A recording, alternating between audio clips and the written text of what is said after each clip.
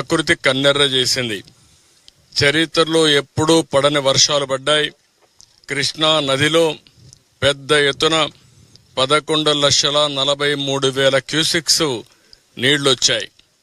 అదే సమయంలో బుడమేరు పెద్ద ఎత్తున వచ్చింది. పక్కనుండే డ్రైన్స్ కూడా పొంగొచ్చాయి. అన్నీ కలిసి ఈరోజు ప్రజా జీవితాన్ని అతలాకుతలం చేసే పరిస్థితికి వచ్చింది. ఈరోజు ఇక్కడనే ఇంకొక డ్రైన్ మన వాళ్ళు పులిబాగు వచ్చింది, ఇక్కడనే వచ్చింది.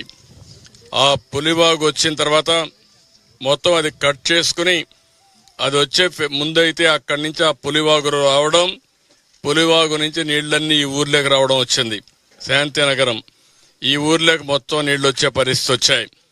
అక్కడ ఎప్పుడైతే బ్రీచ్ అయిందో ఆ బ్రీచ్ నుంచి మళ్ళా ఫర్దర్గా బ్రీచ్ అయి ఆ నీళ్లన్నీ కూడా టౌన్ లేకి 9 అడుగులు కిందికి కోసపోయే పరిస్థితికి వచ్చింది. దీన్ని రామానాయుడు గారు ఇంజనీరింగ్ డిపార్ట్మెంట్ ఇక్కడే ఉండి రాత్రింబగుళ్ళు పనిచేశారు.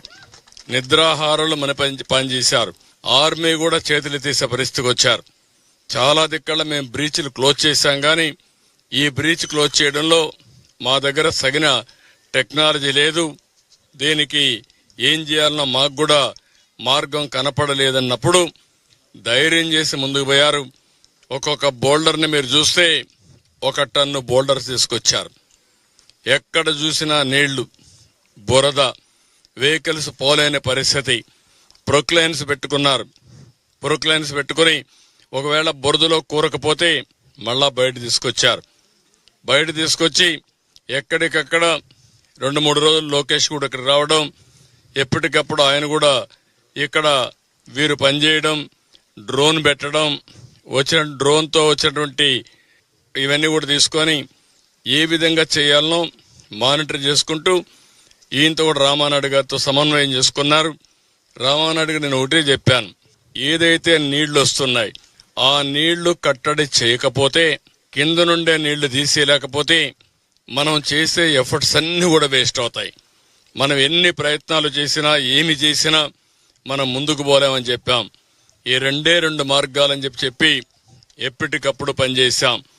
కిందనంతా కూడా వీళ్ళు చేసిన దుర్మార్గమైన కార్యక్రమం. బుడమేరు మొత్తం కబ్జాలు చేశారు, అక్రమ కట్టడాలు కట్టారు, రిజిస్ట్రేషన్ చేసుకున్నారు. తద్వారా నీళ్లు పోలేని పరిస్థితి వచ్చింది. ఎక్కడికక్కడ ఇలాంటి వెంట్లుంటే పూర్తిగా పూడిపోయే పరిస్థితికి వచ్చాయి. అందులో నీళ్లు పోయే పరిస్థితి లేదు. ఎక్కడ చూసినా చెత్త చెదారం 5 ఏళ్లు పెరకపోయి నీళ్లు పోలేని పరిస్థితి వచ్చింది. అన్నీ కలిపి దగ్గర 6 లక్షల మంది జీవితాలు అతలాకుతలం అయిపోయినాయి. ఇంకొక పక్కన మేము సర్వ విధాల ప్రయత్నం చేశాం. ప్రతి ఒక్క ఇంటికి ఆహార పొట్లాలు పంపించాలని. ఒక రోజున 10 లక్షల మందికి ఆహార పొట్లాలు పంపించి ఎన్నైనా పర్వాలేదు చేర్చమన్నాం. బోట్లు తెప్పించాం, ఎన్డీఆర్ఎఫ్ను పెట్టాం, హెలికాప్టర్లు తెప్పించాం. ఆహార పొట్లాలు ఎక్కడికక్కడ హెలికాప్టర్ల ద్వారా సరఫరా చేశాం. డ్రోన్స్ పెట్టుకున్నాం. డ్రోన్స్ ద్వారా ఎక్కడికక్కడ బిల్డింగ్ల పైన ఉంటే ఆహారం పంపించే పరిస్థితికి వచ్చాం. ఎన్ని ప్రయత్నాలు చేసినా చివరి నుండే వ్యక్తులకి మేము సరిగా అందించలేకపోయాం. ఒక దుర్మార్గుడి యొక్క పాలనలో వీళ్ళు చేసిన తప్పుడు పని వల్ల ఇలాంటి దుర్మార్గమైన కార్యక్రమాలు తయారయ్యే పరిస్థితి వచ్చింది.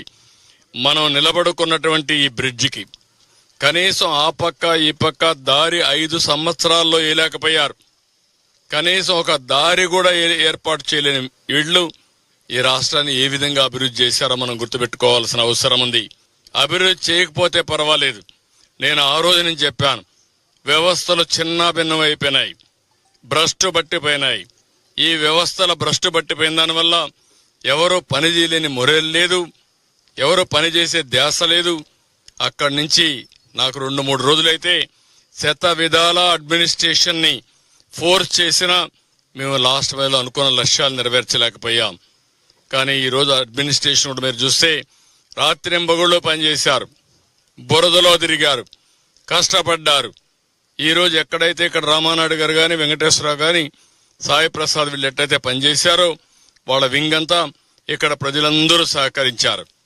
ఎక్కడికక్కడ స్వచ్ఛందంగా ఇక్కడ ఒక లోకల్ కాంట్రాక్టర్ ఉంటే అతను కూడా ముందుకొచ్చి వెంకటేశ్వర అనే కాంట్రాక్టర్ ఏమాత్రం మొహమాట పడకుండా ఏం చేయాలనో స్వయంగా ఉండి పర్యవేక్షించి ఈ బ్రీచ్ని క్లోజ్ చేసే పరిస్థితికి వచ్చారు. అది క్లోజ్ చేయకుండా క్లోజ్ చేసిన తర్వాత కూడా మీరు చూశారు, పెద్ద పెద్ద బోల్డర్స్ పెట్టారు. మొదటి రోజున 500-600 క్యూసెక్స్ నీళ్లు మళ్ళా లీకేజ్ మొదలుపెట్టాయి. దానిపైన వాళ్ళ దగ్గరుండే ఒక మెటీరియల్, లేటెస్ట్ మెటీరియల్ని ఆ టార్బాలిన్ మరిగా ఉండే అంతా కూడా ఆ మెటీరియల్ పేరు జియో మెమరీన్ ఒకటి, దానిపైన ఇంకొకటి కూడా పెట్టి ఏం షీట్ అది హెచ్డిపి రబ్బర్ మిక్సర్ షీట్ అంటున్నారు. నాకు టెక్నికల్ వర్డ్ తెలియదు, ఆయన మాట్లాడుతున్నాడు. అది నేను అంటే చాలా సార్లు చూసాం కానీ ఈ పర్పస్కి పెట్టాలనేది మనకు ఐడియా లేదు. అది కూడా పెట్టారు, అంటే డబుల్ సెక్యూరిటీ ఇవ్వడానికి. ఈ రాష్ట్రంలో ప్రజల మీద కక్ష తీర్చుకోవాలనే విధంగా పోతున్నారు. ఏమాత్రం సిగ్గుపడకుండా 3 బోట్లు వదిలిపెట్టారు. ఒక్కొక్కటి 30 టన్నులు, 11,20,000 క్యూసెక్స్ నీళ్లు పోతా ఉంటే బాధ్యత లేకుండా 3 బోట్లు వదిలిపెడితే ఏవైతే కౌంటర్ వెయిట్ వచ్చి అవి గుద్దడం, అదే గాని కౌంటర్ వెయిట్ కాకుండా అదే గాని కాలం గుద్దుంటే కాలం ఆటోమేటిక్గా కుంగిపోయేది. 15 మెట్రిక్ టన్నుల ఇదైనటువంటి కౌంటర్ వెయిట్ 2గా ఇరిగిపోయే పరిస్థితికి వచ్చింది. రెండు కౌంటర్ వెయిట్లు విరిగిపోయినాయి. అదే కాలం జరుగుంటే, కాలాన్నే కొట్టుంటే ఏమయ్యేదో మనం ఊహించుకోవాల్సిన అవసరం ఉంది. ఇంకా కూడా సిగ్గొదిలిపెట్టి సమర్థించుకునే పరిస్థితిలో ఉన్నారు. మీరు మీ బోర్డ్స్ని కరెక్ట్గా పెట్టుకోకపోతే ఎందుకు తీసుకున్నారు, మీవి కాదని అంటున్నారు. మీది కాదంటే మీరు రంగెందుకు వేశారు? మేము ఎన్ని అడుగుతున్నాం, దానికి సమాధానం చెప్పవలసిన బాధ్యత కాదు. ఇలాంటి వాళ్ళని మామూలుగా ట్రీట్ చేస్తే కూడా లాభం లేదు. ఇది ఒక జాతి ద్రోహం, విద్వేషం. ఎందుకంటే ఒక ప్రాజెక్ట్ని ఇంత దారుణంగా లెక్కలేనితనంతో ఆ ప్రాజెక్టు యొక్క ఇది చూస్తే 170 సంవత్సరాల చరిత్ర. ఒక మాటలో చెప్పాలంటే యుద్ధంలో గెలిచాం కానీ యుద్ధంలో జరిగిన నష్టం మాత్రం ఇంకా వెంటాడుతూ ఉంది. వరదలపైన యుద్ధమే చేశాం. యుద్ధంలో కూడా ఒక విధంగా మనం ఆలోచిస్తే యుద్ధంలో కొన్ని లక్షణాలు ఉంటాయి. సాయంత్రం 5 అయితే సన్సెట్ అయితే విరామం, అది యుద్ధ ధర్మం. మళ్ళా నెక్స్ట్ డే తెల్లవారితో సూర్యోదయం అయిన తర్వాత యుద్ధం ప్రారంభం అవుతుంది. రాత్రి రెస్ట్ తీసుకోవచ్చు. కానీ ఈ యుద్ధంలో మాత్రం రాత్రి రెస్ట్ తీసుకుంటే ఏమవుతుందో తెలియదు. ఇక్కడ రామానాయుడు గారు ఇక్కడే కూర్చొని మనుషులు పెట్టుకొని ఇక్కడే తూలుతూ ఈయన పనిచేస్తే అందరూ కూడా ఇదే స్ఫూర్తితో ఎక్కడికక్కడ రాత్రింబగుళ్ళు పనిచేశారు.